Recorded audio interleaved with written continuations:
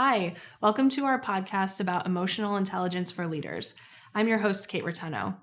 I've studied management and sociology and spent the last 10 years of my career as a leader in tech companies.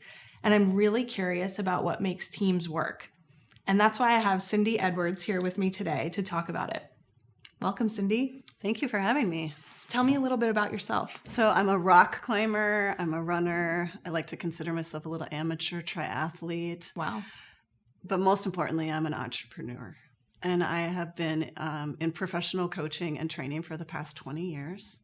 And I specialize in career development and professional development, neuro-leadership development, neurodiversity, and of course, emotional intelligence.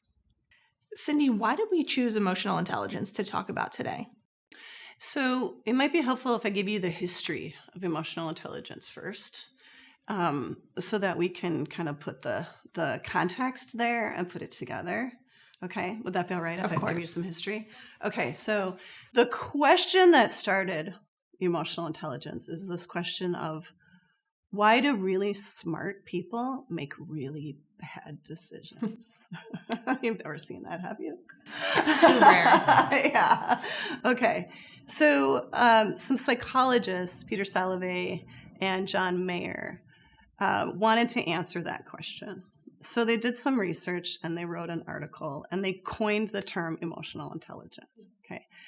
All right, so that's happening. They're doing this research. They're understanding emotional intelligence. And they're really saying that to make good decisions, you need more than IQ. You need emotional intelligence. And that was only in the 80s and 90s? It was in the late 80s, early 90s. Wow. Yeah, okay.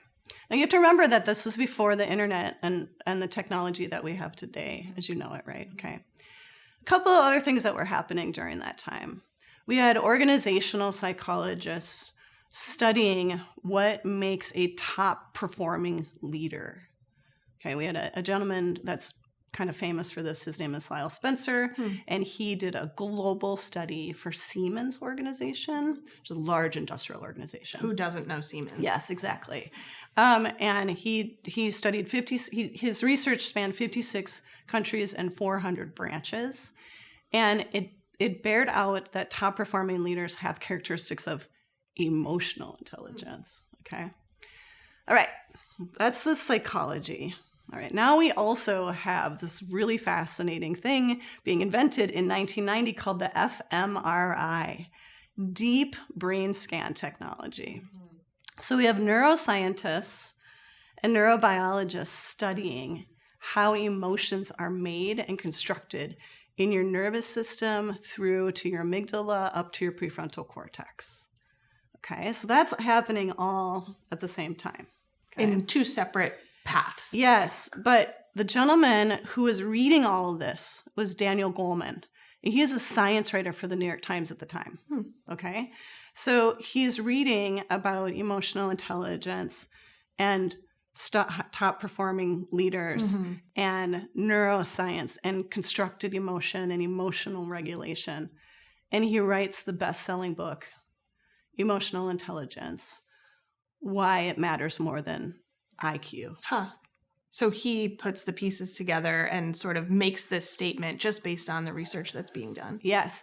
And then the really amazing thing that I love is he's connecting the theory to the neuroscience, and he puts together a model for leaders and actually individuals too, to say not only is this really important to understand what emotional intelligence is, but also you can learn the skill set to be emotionally intelligent, to make better decisions. Yeah. And that's the kicker, right? Like you can improve your performance. You can be healthier.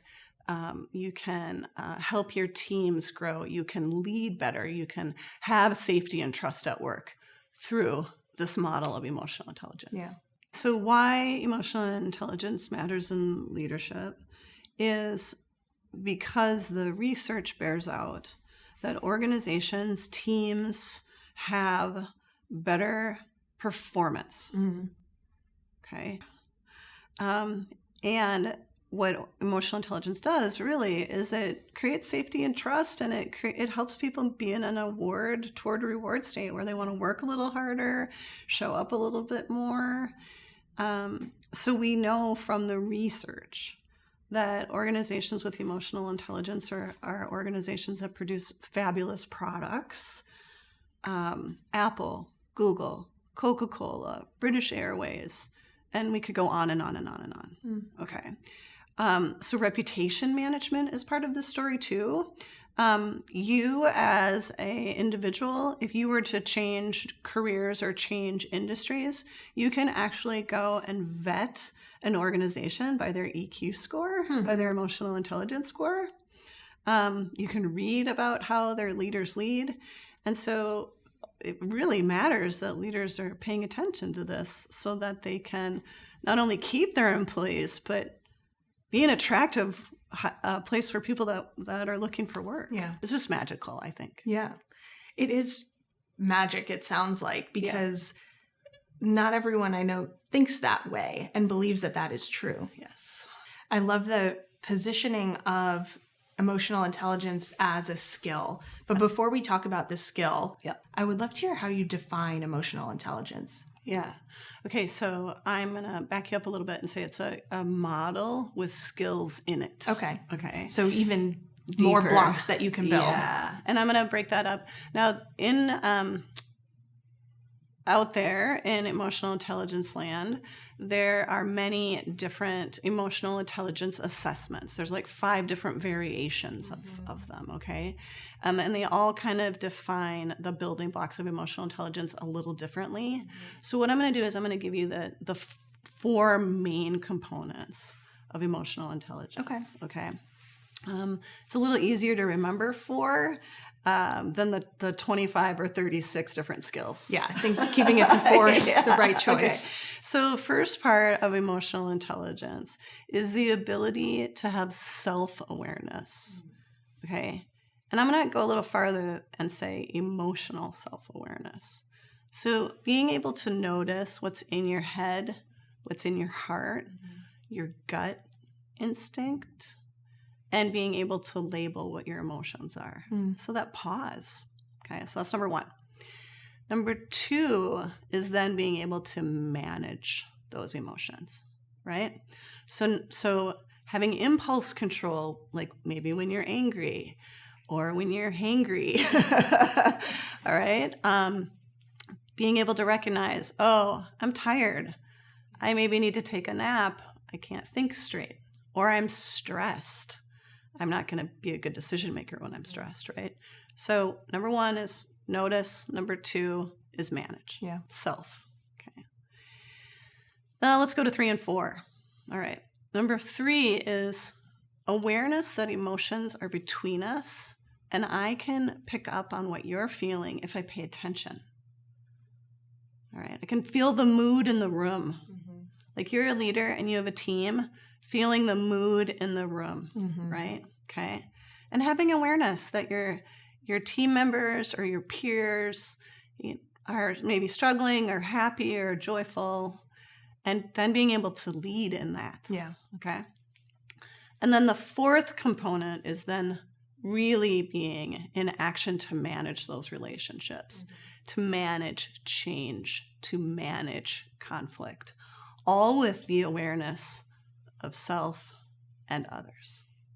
So it's very complex. It's a pretty deep skill set, but it's really needed and really cool. So I'm thinking about the skills that we can build as part of developing emotional intelligence and being more aware of this. And you just defined the 4 segments and the 4 sort of skills in the model of emotional intelligence for me.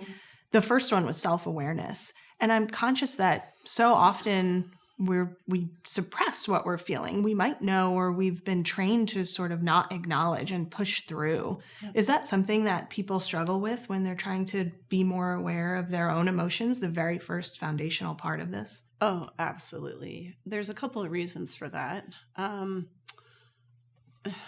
We really, as humans, our brains are really built to protect us.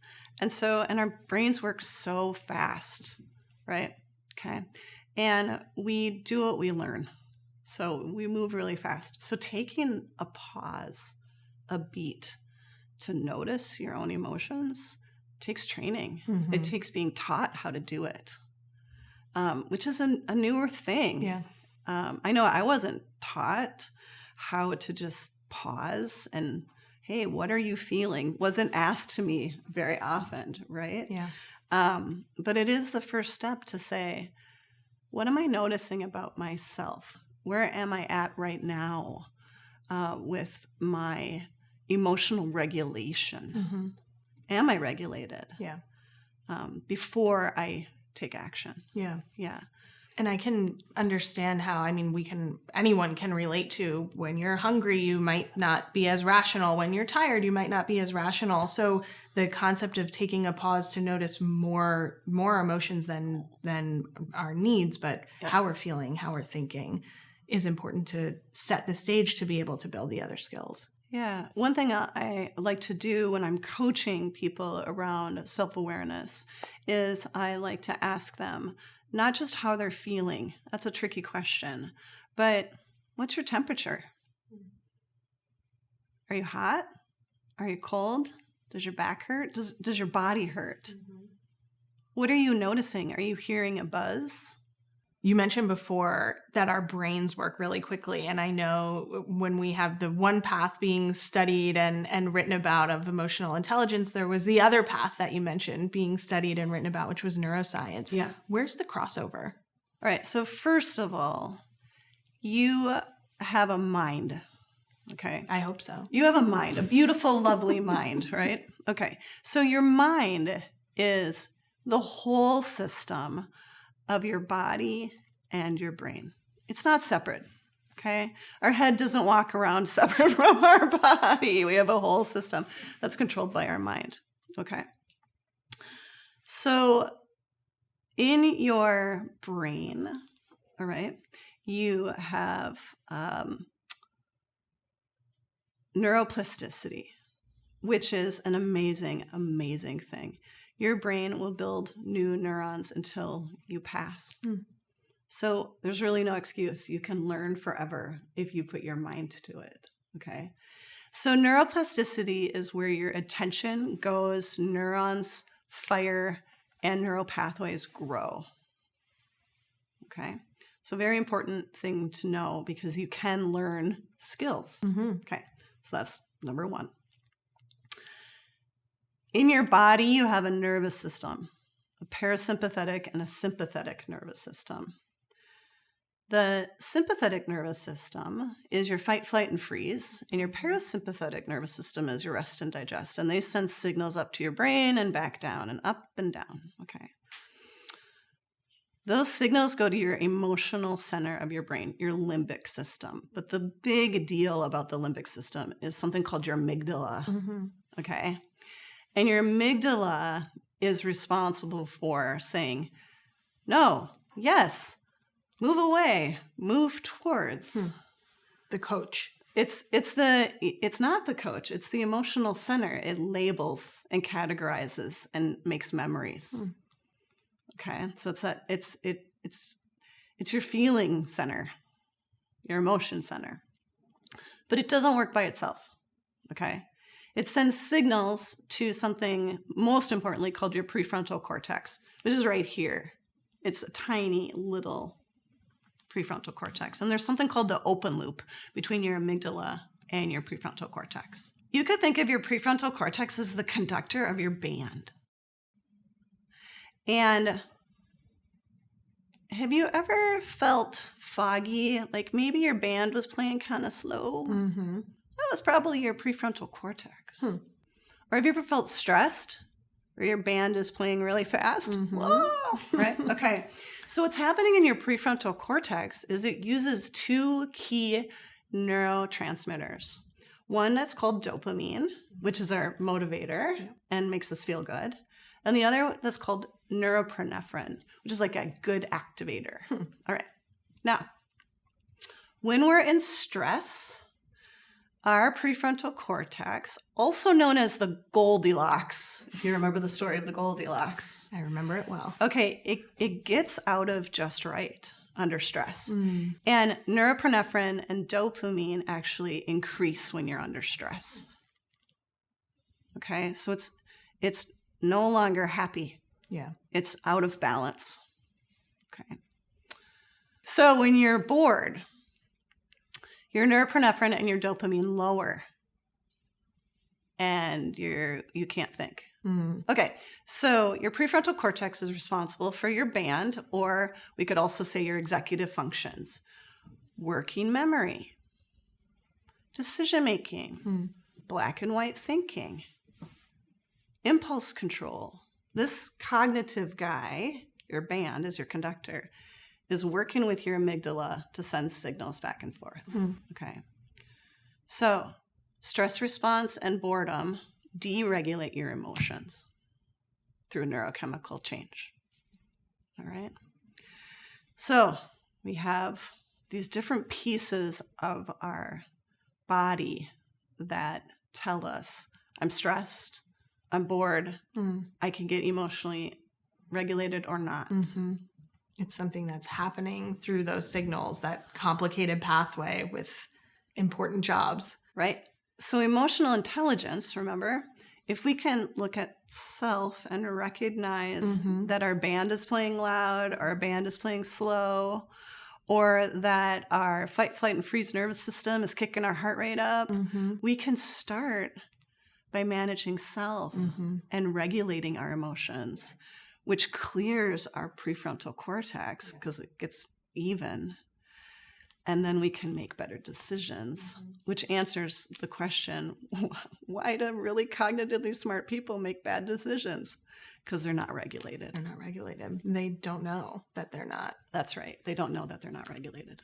So the neuroscience is very important to emotional intelligence. Yeah. Does that make sense? Do you have any questions about that? I have a lot of questions, which we will get to, but it makes sense, and it's important. I think we talk a lot about skills and the importance of building skills. And I think there's a conception of skills being learning this technology or learning this style of work, and the importance of managing ourselves and how we show up in conversations with our team and with our leaders is a skill. And to give people frameworks that they can work on that is important. Yes, absolutely. Yes.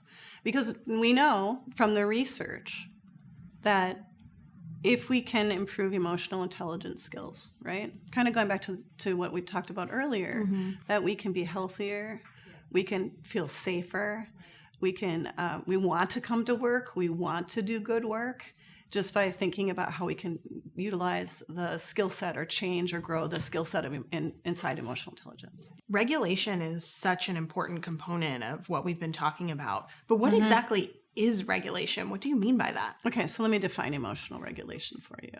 It's pretty simple, okay? It is that second component of emotional intelligence.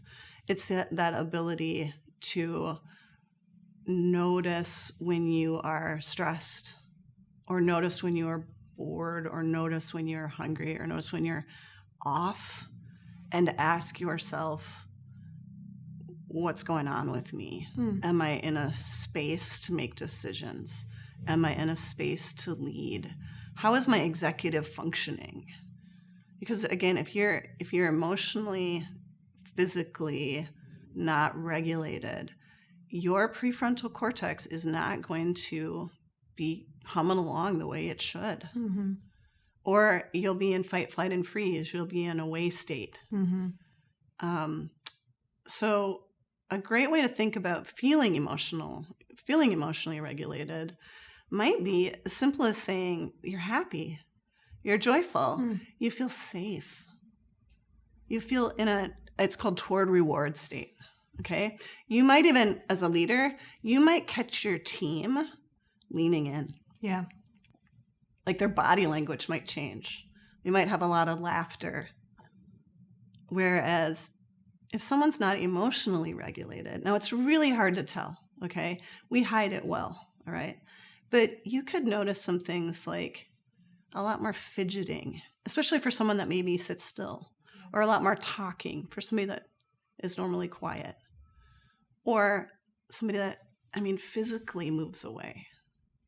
because they're protecting themselves. So emotional regulation is just this ability to have awareness of where you're at and where others are at, so that you can feel well and make good decisions. What happens when you're not self-aware? You described when going into a meeting or conversation and taking the pause and checking, how do I feel? What's the temperature? But what if I don't pause? Yeah. All right, I'm going to tell you a story about my smartwatch, the same kind of thing, okay? And even just telling you the story, I know that my heart rate's going to go up. Okay, so I mentioned at the beginning that I'm an amateur triathlete, and I would say my husband would like me to tell you that my wedding ring is important, but my smartwatch is probably more important. So it definitely tells you more. I wear it a lot, and it tells me a lot of information. A lot of information. Okay, so I lost my smartwatch. Kind of like losing car keys. I lost my smartwatch. And I panicked. And in the back of my head, I was like, I know it's under the bed. I know that it's got to be under the bed. That's where I left it. I left it on the bedstand. It's next to the bed. It's got to be under the bed. Panic, panic, panic. Retrace my steps. Run around the house. Did I leave it in my bag? Did I leave it at swimming? Did I lose it in the car? My husband, call him. He says it's under the bed. I'm like, I'm so not regulated. So I sat down on the couch. I took a deep breath. I went and looked under the bed. No, still couldn't see the smartwatch. Freaked out. I'm so not regulated. Sat down on the couch again. Did box breathing. Deep breaths. Got regulated. Looked under the bed. There was my watch. Like a fairy had put it there. So what happens when you're not regulated is you can actually lose your peripheral vision. Wow. When you are stressed out, you lose your working memory. You can't remember. I knew it was there. Back of my head was telling me it's there. Lose my working memory, heart rate, can't see, and don't ask me to make a decision. Like, okay, so you lose. Now, my kids are grown, but you lose your keys and you have little ones. And they're like, Mama. No. Did you get crabby? Can't. Right. You can't really do anything when you're stressed. Yeah. And so I think we often think about stress like work stress, but the truth is any kind of stress can cause us to really be blinded. Yeah. And then any kind of boredom can also cause us to be blinded, to cause us to lose our executive functioning. Yeah. Because of that decrease in neurotransmitters. So not being regulated can look very simple, especially in boredom, like tired, or it can look stress. Yeah. Can't see. That is the perfect way of connecting this back to brain science and neuroscience, what happens in our body. Yeah. That is a reaction to what happens in the world around us. In the world around us. Yeah, you're late for work, or you're hungry, or your team member's hungry, or the email inbox is piling up, or someone said something in the wrong tone. All sorts of things can deregulate us. Well, in the context of leaders who are in between so many people's emotions, let alone their own, I can understand how self-awareness is the first building block. Yeah. And then we talk about self-regulation and management of emotions.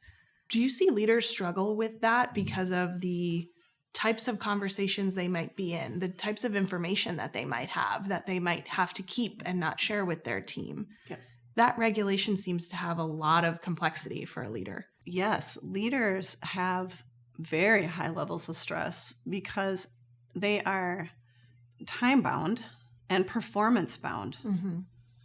And so they are really working hard to meet the metrics of the business for the business to be successful and be transparent to their team to build a culture of safety.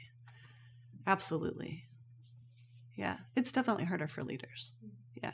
And I would even go a little farther to say that middle management has the hardest role because they are leading up to the demands of the metrics of the performance of the organization. So they have to watch and read the emotions up and the data up, and they have to lead down and build the culture down. So I coach a lot of middle managers that are really working on how to regulate and take time for self-care and self-awareness. Yeah. And to feel like they can take the time to do that. Yeah. Because there's so much cultural pressure. Though I believe it's changing. I believe that with the younger generations, wellness is becoming the norm. Yeah.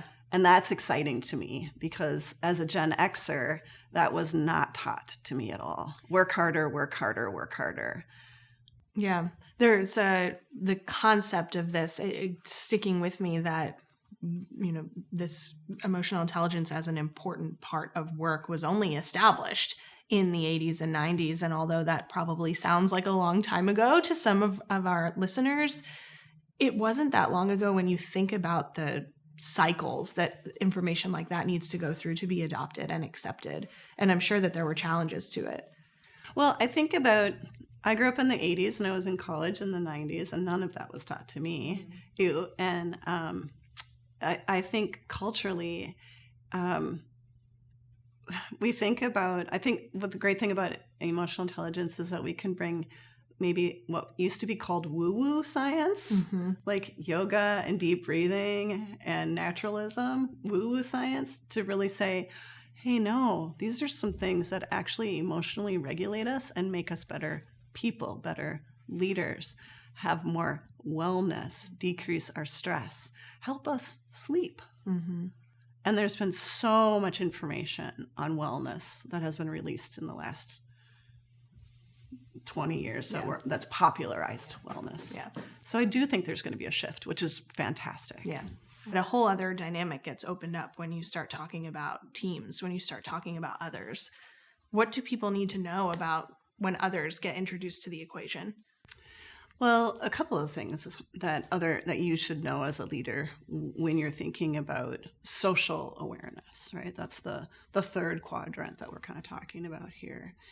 Is one, I really can't look at you and decide or know what you're feeling. I can't. But I can't really tell if you're hot or if you're cold or if you're sad or if you're tired by looking at you.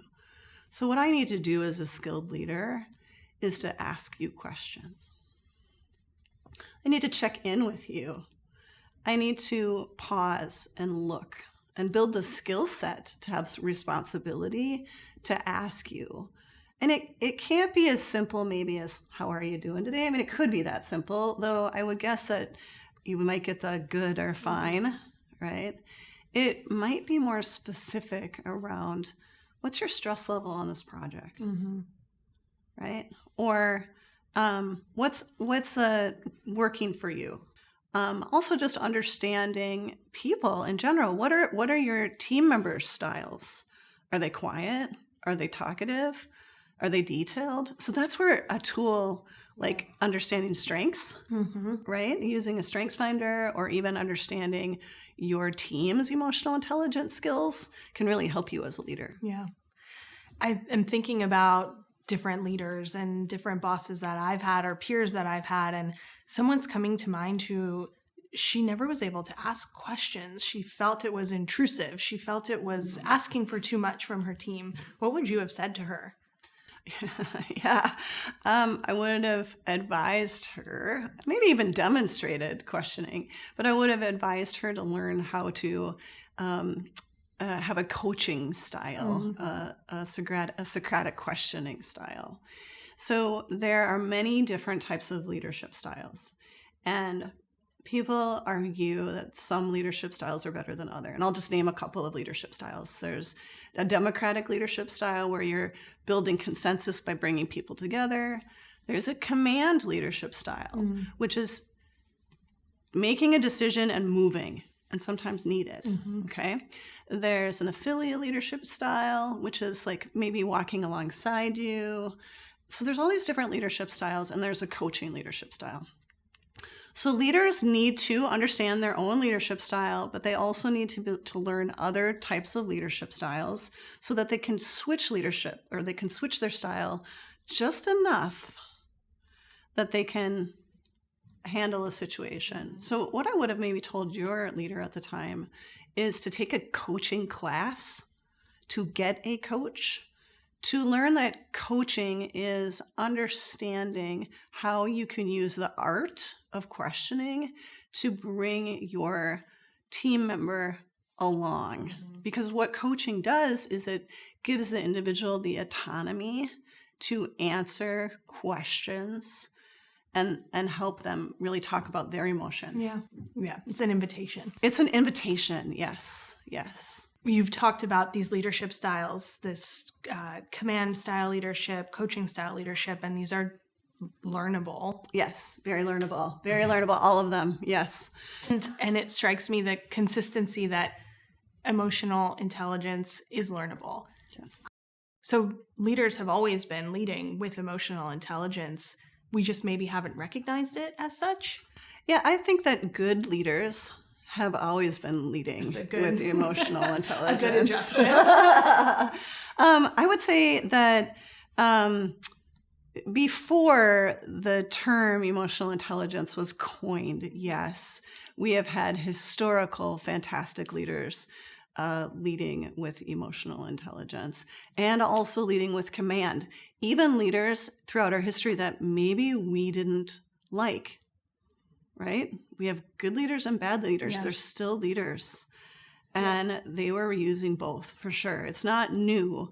I think what's new or exciting as a person who likes to read about embodiment and the brain is that we have the applied neuroscience to bear out the theory. And that's exciting because you can't just say, oh, that emotional intelligence, it's not a thing. Yeah. I love thinking about people and dynamics, and what is so important to me about this concept that there's a skill or a set of skills that can be developed that help you with your EQ and help you to be a better leader with your emotional intelligence is that it doesn't preclude anyone from being a leader that leads with emotional intelligence. You can recognize the 4 components and develop those parts of you. That's correct. Yeah, just like you can develop a technical skill if you put your mind to it. Remember, we go back to neuroplasticity. What you put your attention to will grow in your brain. So yes, we can look at the skill set within emotional intelligence, just like we can look at like learning how to do computer programming, and we can understand it and pull it apart and practice it even. And we can also be assessed on how well we're doing. So it's really cool to think about it as something that's learnable. In the context of the skill and the skills that can be built, there's another component of this, the what you've mentioned about acceptance. Do you think people might be reluctant to lead with emotions? Oh, for sure. People are reluctant. Not all people are reluctant to lead with emotions, but being emotionally intelligent can make you feel vulnerable because you may be using feely language at work.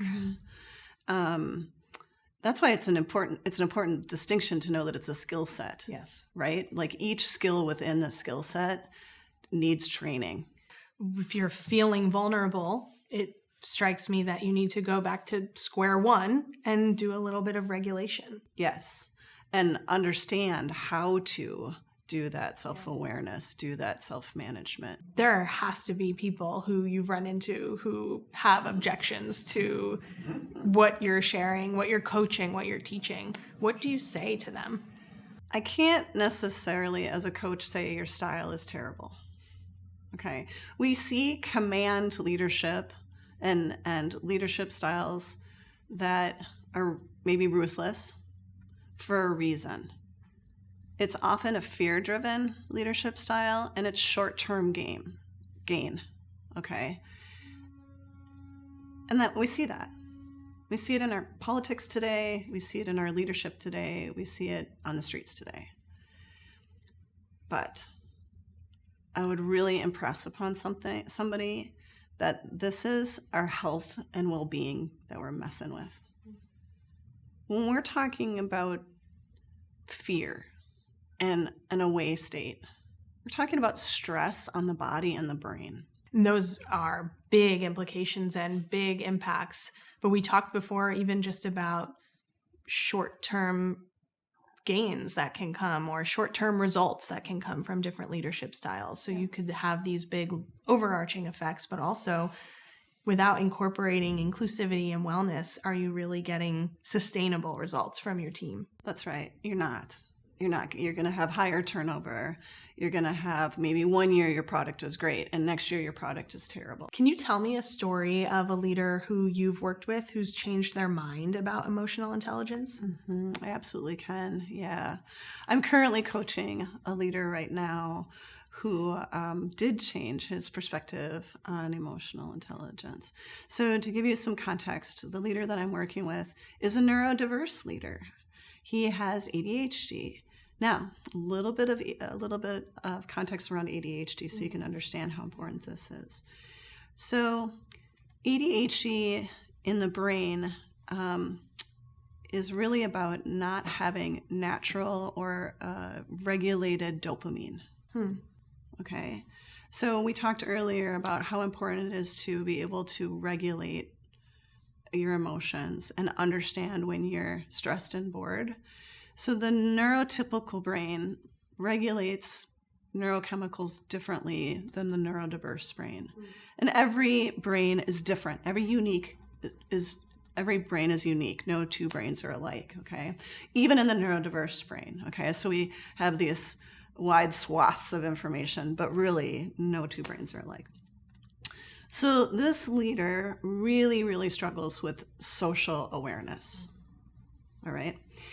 And so much so that he gamifies everything. So he makes everything a game, which sounds fun, right? All right. So he's like, okay, we're going to meet that goal. We're going to gamify it. We're going to put a game together and, it can be one of the most effective strategies to promote engagement at work. It can. It can also put people in an away state if they don't value competition. Yeah. And some things shouldn't be gamified. So he didn't recognize that he was putting people in a threat state because people felt threatened because they couldn't reach the goal or answer the question or play the game or didn't want to play the game. And so people started to leave his organization just at its height when it was starting to grow and boom. And he couldn't understand. He's like, our business is growing. Short-term reward. We're making more money. We have more clients than ever. And key people in his organization were leaving. So he's coaching with me, and we set some outcomes to over-communicate, to bring his team alongside him, to improve the health and wellness of his team, to improve his emotional intelligence around the areas of self-awareness so that he would not lose key players and sustain growth of his business. That's great. Yeah.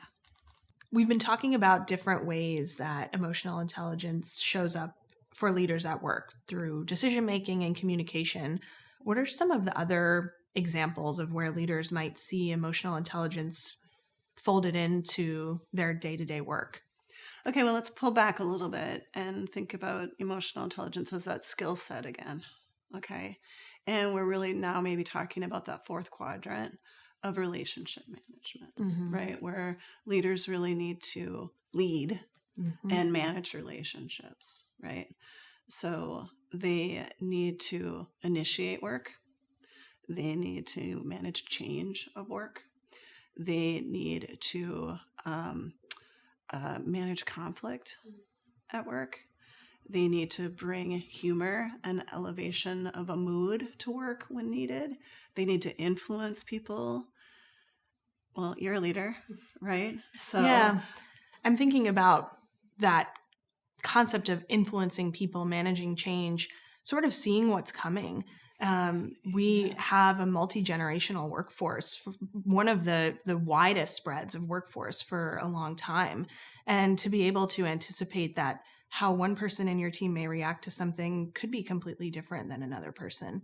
And to also sort of bring your team along with things like changing technology or changing resources. Yes. People could react to those things in different ways, some with fear, some with excitement. Yes. So I can see how it gets folded into those things that I know I'm doing every day and other leaders that I see are doing every day. Yeah. And I would say in addition to that, leaders also need to look towards the future and really check their biases and check their gut and look at the future forecast and see how the future, the marketplace, was going to come impact their team and their product and their process and their culture, right? So it's super complex because leaders do play a lot of different roles, have to manage a lot of different initiatives all day long, and that's why leaders can have stress. Yeah, and we're people. Yes, absolutely. That's right. You're kind of bouncing back and forth between those bottom two quadrants and top two, checking in with yourself. How do you feel? You might have a certain reaction that you need to be aware of before you can then communicate with your team in an unbiased way. Right. Yeah. Checking in on your own mood and then checking in on the mood of the team or the cross-functional team or the client or, whoever that audience is, and then driving those decisions as you move through work. Yeah. Yes. And the more experience that a leader has, the more they're likely leading other leaders. And so there's the importance of not just learning how to engage with a group and how to manage a group's emotions, but then building in time to do that for other leaders who need to build in time to do that for their team or their leaders. So there's a lot of thoughtfulness that goes into this as well. Yes, it is really learning another skill set and taking the time to learn that skill set. Absolutely. There's also an opportunity for leaders to do a 360 assessment and get assessed on their emotional intelligence skill set and work with coaches to then say, hey, here's something that maybe we want to consider having you work on a little bit, So maybe, like I mentioned with my story, when the leader really couldn't see the mood of the room, really setting some coaching outcomes to work on tactical ways to read the mood of the room. So it's definitely learnable, which is so great. I'd love to get some steps that people can take to implement this. So how do people start to be more self-aware? Yes. Okay. So I love that. There's so many great actions you can take to become more self-aware. So the first thing that I would do is I would practice something I like to call name it to tame it. Okay. The specificity is so important. Name it to tame it. Okay. So I would encourage you to take the time to have a emotion or a feeling or even just a daily reflection journal. You're just naming good or bad. Mm-hmm. Doesn't have to be right or wrong. Just woke up this morning, felt great. After lunch, felt kind of foggy. Struggled in that meeting. Oh, I had a great meeting. And the emotion, like I was feeling hot, I was feeling cold, I was feeling hungry. It was right after lunch. It's the art of noticing your emotion. Yeah. And I like the language that you use of foggy and good and hot and cold and hungry, because I think people can struggle with the labels that we might traditionally associate with emotions. Yeah, fidgety or scratchy, or you can also say angry or sad or tired. But you can Google anything. You can find some really great emotional word lists. Yeah. You can find above the line word lists that are like happy and good and brave and courageous. And then you can find below the line word lists like sad, angry, frustrated, scratchy, itchy, right? So I would say the very first thing is to grab that journal and to name it, to tame it, to recognize it and notice it for self-assessment. Yes. If I am below the line, what are the steps I can take to self-regulate? Yeah. So let's say that you came from that really stressful meeting with your senior leader and you were feeling deregulated. Maybe you even had a headache from it. Okay. So some tactical things are rooted in wellness. Okay. So I'm going to mention a model to you around this. No, I love a model. Okay. It's a great model. It's called the Healthy Mind Platter. And it was written by Dr. Dan Siegel and Dr. David Rock, who is the head of the Neuroleadership Institute. Okay. And the Healthy Mind Platter is this idea of, 5 food groups, right? But it's mindfulness and embodiment activities that you can take. All right. So the first thing you can do is just take some downtime. Just take a breath, take a beat, take a nap, take a walk. Okay. Take some downtime. Another thing you can do is in that embodiment, you can take a wellness break, a breathing break. Okay. Now every app on every phone, on every watch has a breathing tool, right? Okay. So you could use a breathing app and do some deep box breathing. Okay. To get yourself regulated. You can also talk to somebody. Name it to tame it, reframe it.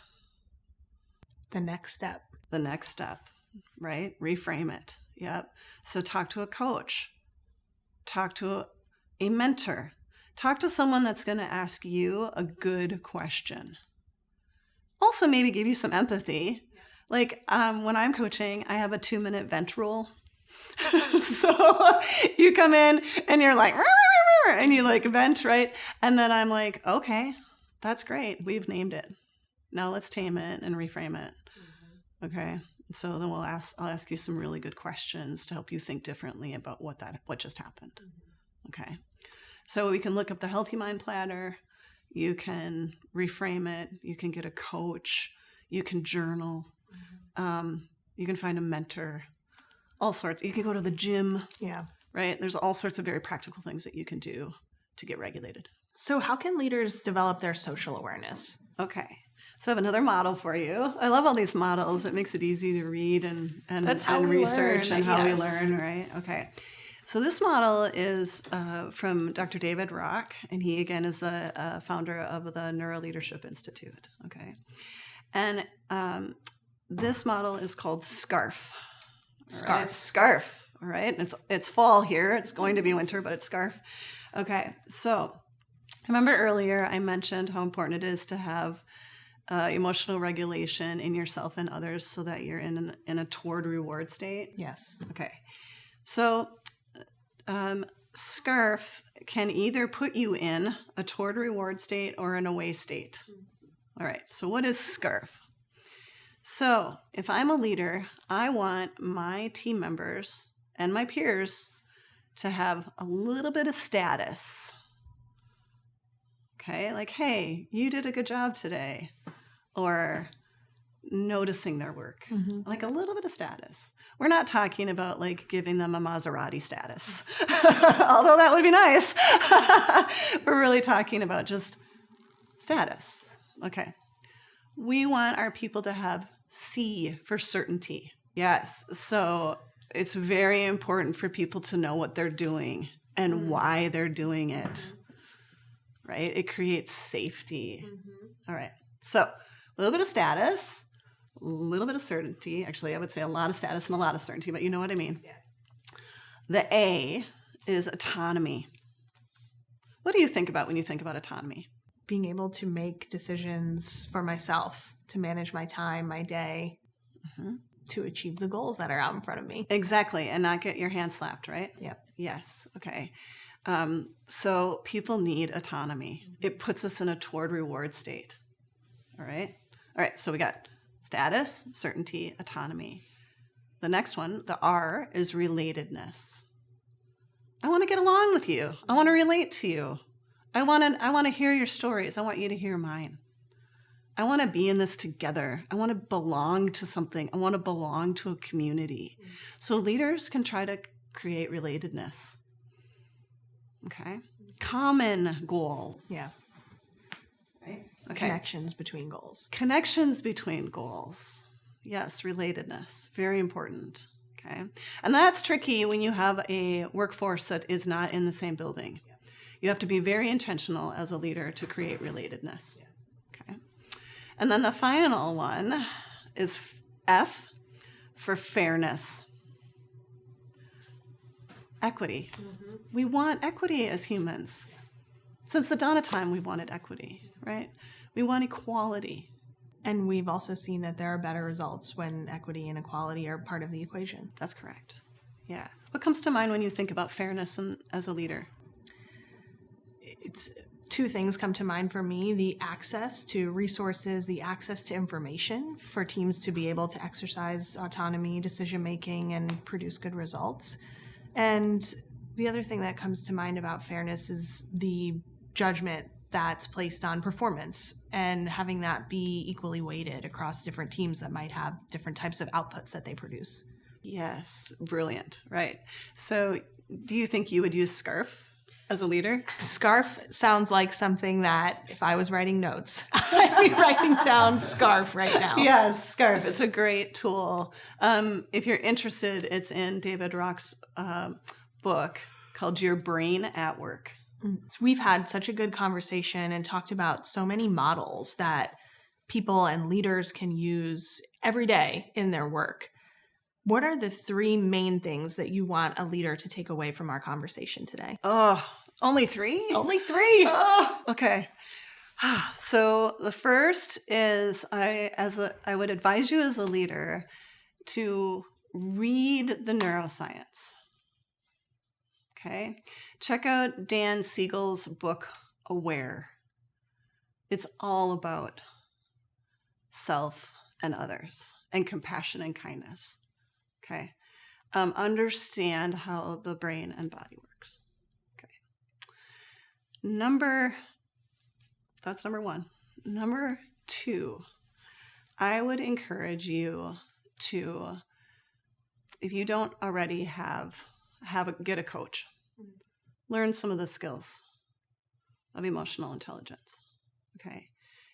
You may be high in some areas and lower, and really for your own wellness, I would encourage you to get a 360, get a coach, and always name it, to tame it, reframe it, talk to somebody. Yeah. Okay. For your own health. And three, and this one is really important, is to understand that your emotional skill set matters to the health and wellness of your organization, your team, and it spreads. You have an opportunity in this world to water the flowers or to water the weeds. And I would love for you to be able to water the flowers. Make your teams be emotionally intelligent so that their health and well-being improves. That's what my heart desires. That's the perfect way to capture what we've been talking about today, the impact that leaders can have by learning about the brain science, by getting some help themselves, getting a coach, and by making an impact by watering the flowers. Yeah. Thank you so much for joining us today, Cindy. Thank you. Everyone, this was Cindy Edwards. We are so happy to have had her here to have this conversation about the importance of emotional intelligence for leaders. And we hope to see you for our next episode.